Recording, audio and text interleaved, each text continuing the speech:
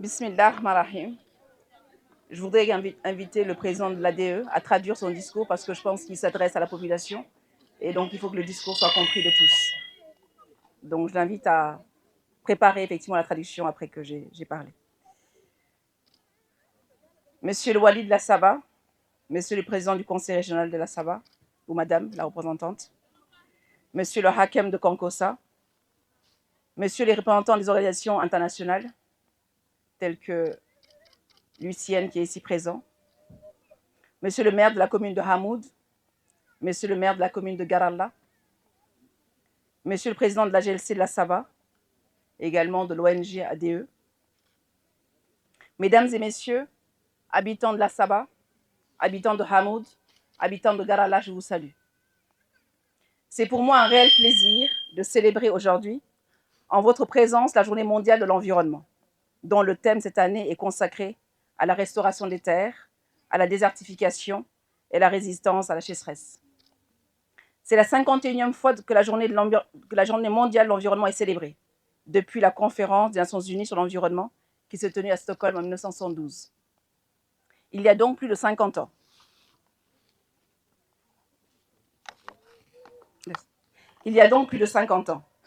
Lors de cette conférence, les dirigeants du monde entier se sont engagés à protéger la planète.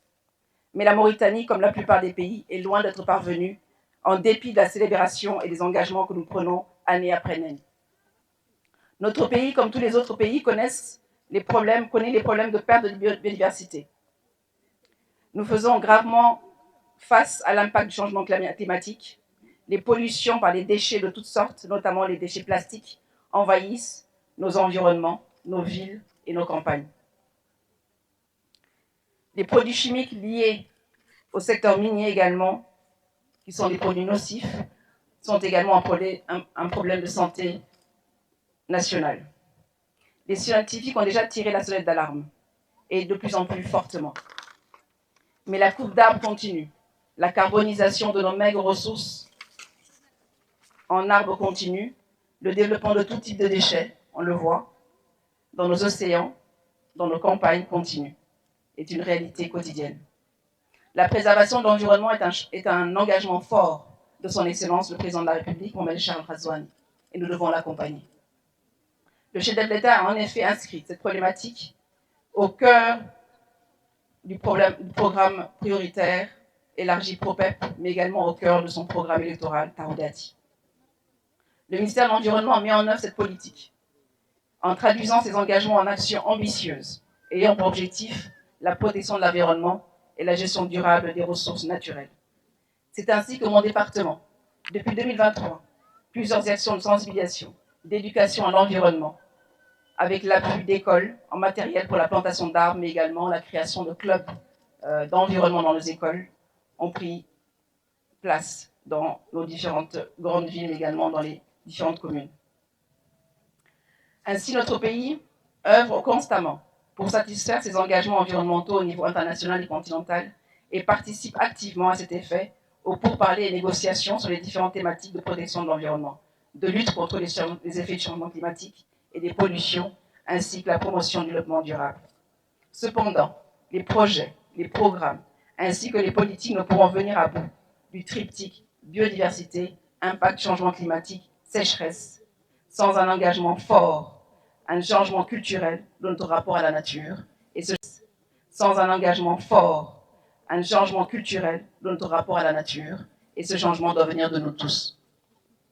La Journée mondiale de l'environnement est l'occasion de mettre en lumière combien nous sommes toutes et tous tributaires de la nature et de la santé de notre planète. La qualité de l'eau que nous buvons, des aliments que nous mangeons, de l'air que nous respirons, dépend de la protection du milieu naturel. C'est pourquoi le ministère de l'Environnement a décidé en 2023 de s'approprier l'approche de la gestion décentralisée des ressources naturelles, qu'on appelle également communément GDRN. Cette approche consiste à s'appuyer sur la population pour la surveillance de nos écosystèmes, la restauration de nos terres, tout en créant des activités qui permettent à nos populations de tirer profit de ces ressources. Et les femmes sont au centre de cette problématique.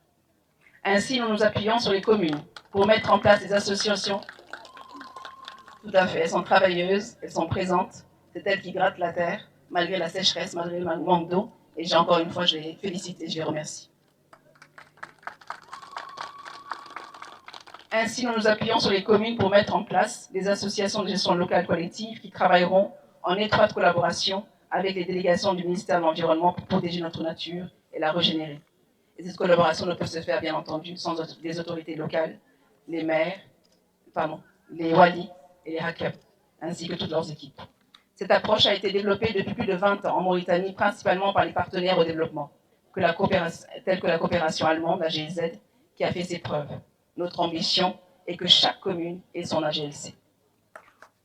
Au regard de l'importance que revêtent ces problématiques, et à l'occasion du 51e de la Journée mondiale de l'environnement que nous célébrons cette année, mon département a décidé depuis plusieurs années, depuis l'année 2022, d'instaurer une quinzaine mondiale de l'environnement, du 5 juin, la journée de l'océan, du 8 juin et la journée de la lutte contre la désertification du 7 juin, de regrouper ces journées pour en faire une quinzaine. Ces journées seront l'occasion de multiplier les actions de sensibilisation et de communication pour la valorisation des solutions locales en vue de préserver notre patrimoine naturel pour un cadre de vie plus sain. En vous accueillant en ce lieu ce matin, nous souhaitons mettre en relief la responsabilité partagée, conjuguée qui nous incombe. Et encore une fois, je répète, qui nous incombe à tous. La responsabilité collective. Nous souhaiterions à cet effet mobiliser, développer, déployer et mutualiser nos moyens afin d'engager collectivement une transformation profonde dans notre société et améliorer le rapport du citoyen à son environnement. Avant de clore mon propos, je tiens à adresser mes sincères remerciements à toutes et celles et ceux qui ont fait le déplacement et nous ont honorés ce matin de leur présence pour le lancement officiel de la deuxième édition de la quinzaine de l'environnement. Enfin, je remercie vivement les autorités administratives pour leur assistance dans l'organisation de nos actions tout au long de ces journées, et ainsi que l'ensemble des acteurs regroupant les associations de gestion locale collective des ressources naturelles de Garalla et les deux autres, et toute la société civile qui est aujourd'hui présente et qui nous accompagne tout au long de cette ambitieuse et responsable approche que celle de la GDRN. Je vous remercie. Je vous dis salam alaikum wa rahmatullahi wa barakatuh.